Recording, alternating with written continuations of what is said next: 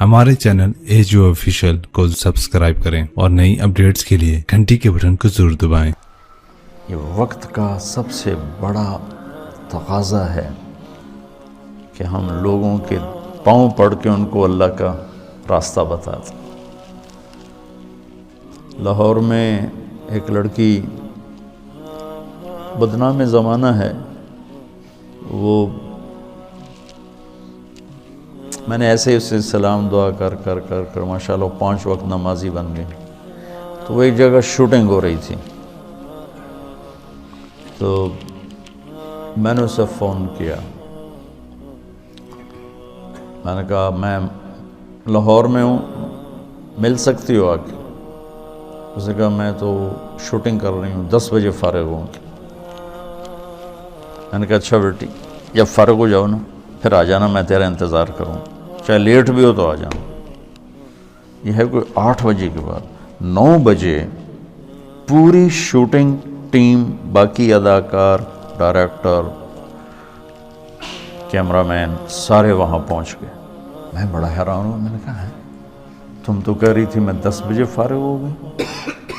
वो कहने कि मैंने अपने डायरेक्टर से कहा कि मौलाना तारिक जमील साहब ने मुझे फ़ोन पे कहा है कि जब फ़ारिग हो तो आके मुझे मिल जाना। वो डायरेक्टर भी सामने ही बैठा था। तो ये कहने लगे कि मौलाना तारिक जमील साहब तेरे जैसी लड़की को फ़ोन करेंगे, ये कैसे है? उन्होंने कहा आप ये कहते हो तो मुझे बेटी कहते हैं। तो उसने कहा शूटिंग ऑफ करो और पूरा सारा शूटिंग का जितना भी अमला है, चलो चल के मौलाना की मुलाकात करो। मैं उस आदमी को देखना चाहता हूँ जो एक तवाइफ को बेटी कहता है। वो सारे मुझे मिलने आ गए, सारे। सिर्फ मिंबर पे बैठ के तकरीर करने का तुम्हें शौक होता है कि हम भी अल्लामा कहलाएं, हमारे भी कोई जूते उठाए, कोई बैग उठाए, कोई आगे चले, कोई पीछे चले, कोई चाय पेश करे, कोई रोटी पेश करे।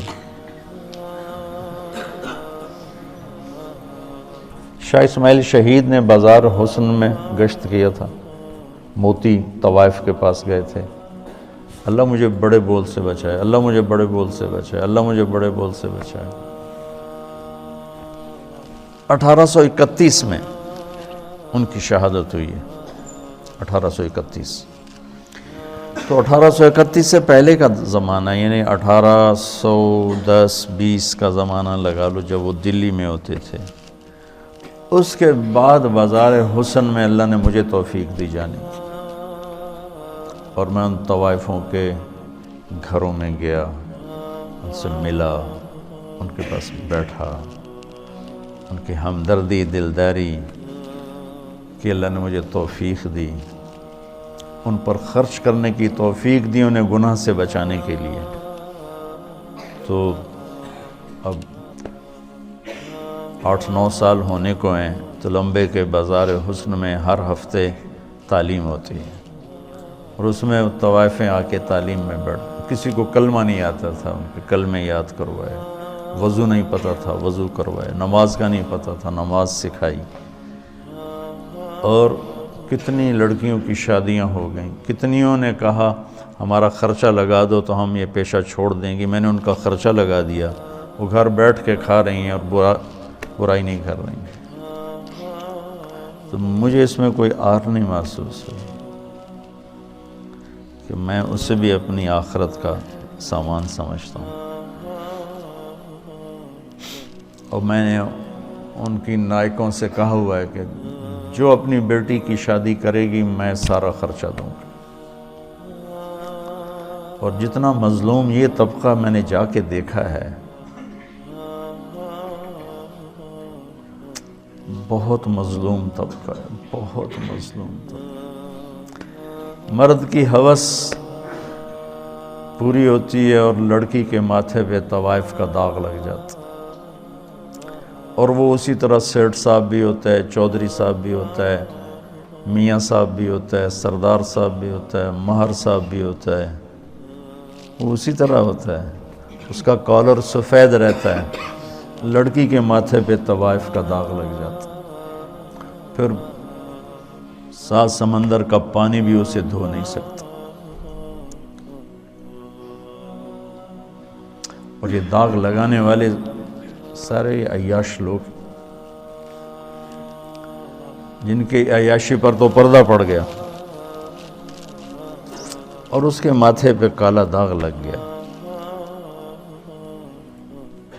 ایک ماں بڑی طوائف ہے، اس کی بیٹیاں جوان ہیں، تو میں نے کہا تو ان کا کوئی رشتہ تلاش کر، میں سارا خرچہ تمہیں دوں گا، شادی کرائیں۔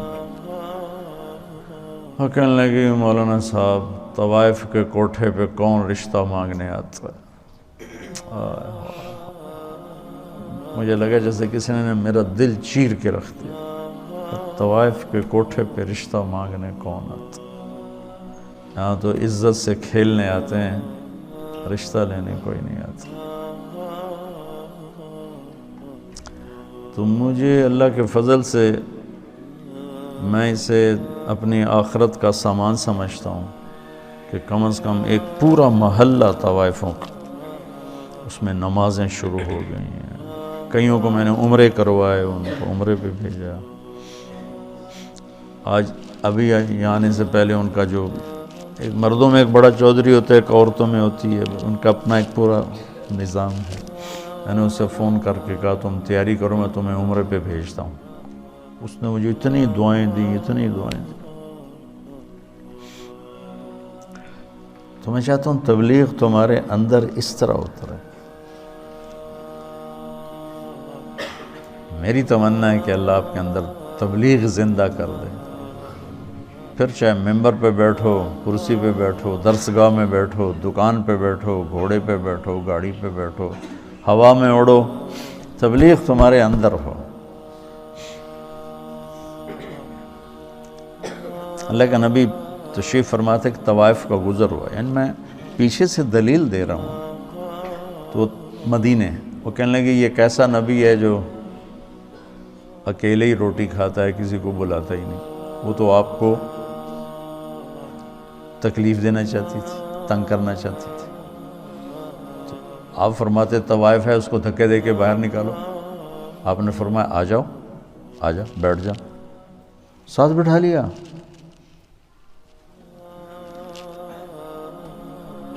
کہ کھاؤ۔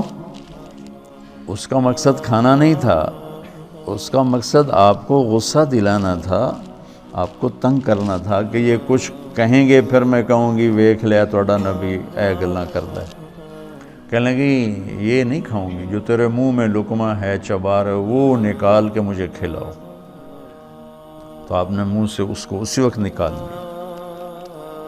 ہمارے پنجابی کی مثال ہے، کبا سمجھتے نا، کبا، کبڑا، کبے نو کہیں لت ماری، وہ سدھا ہو گیا۔ اس نے کہا بھائی تیری مہربانی۔ تو وہ کبے والی لت بن گئی، وہ تو آپ کو تنگ کر رہی تھی، اور اسے کیا خبر کہ نبی کے منہ کا لعاب جب اس کے منہ میں جائے گا تو کیا ہوگا۔ آپ نے اپنے ہاتھوں سے نوالا نکال کے اس کے منہ میں ڈالا، ساتھ ہی اس کا سینہ روشن ہو گیا، وہ کلمہ پڑھ گئی، اور مدینے کی شریف ترین خواتین صحابیہ بن گئی۔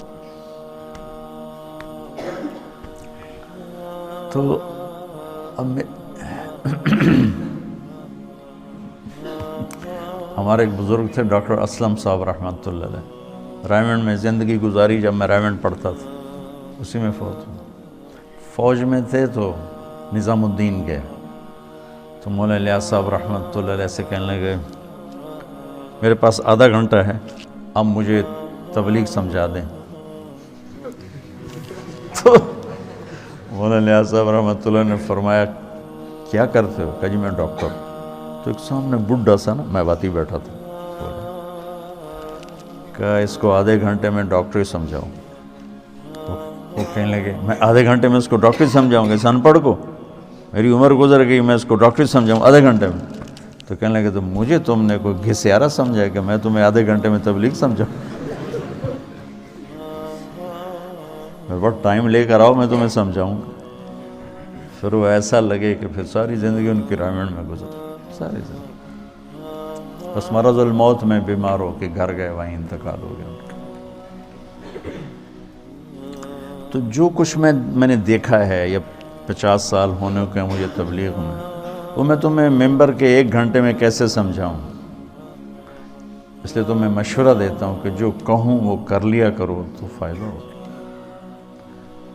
ابھی صاحب رائے مت بنو، نقصان اٹھاؤ گے، کیونکہ تمہارے پاس وہ